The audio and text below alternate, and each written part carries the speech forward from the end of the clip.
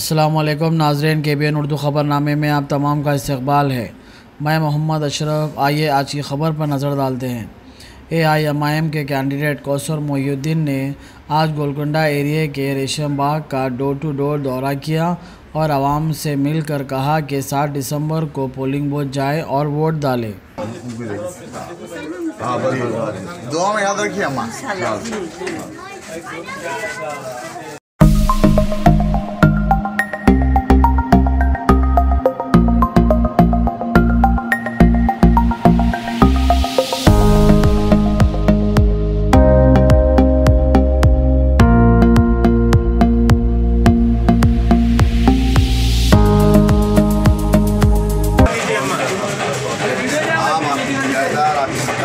जो भी है पूरों को लेके आगे डालना है।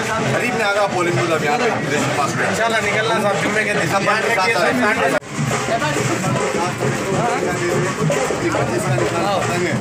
वीडियो थी वीडियो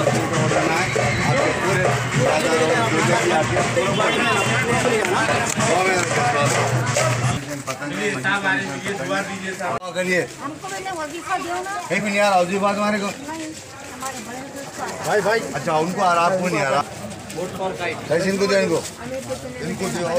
दो कार्रवाई आगे दो मैं करा के देता हूँ करा के देता हूँ दुआ में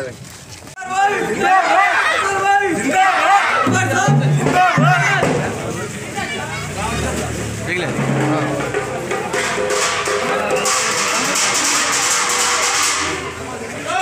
पानी की किसी की जरूरत है घर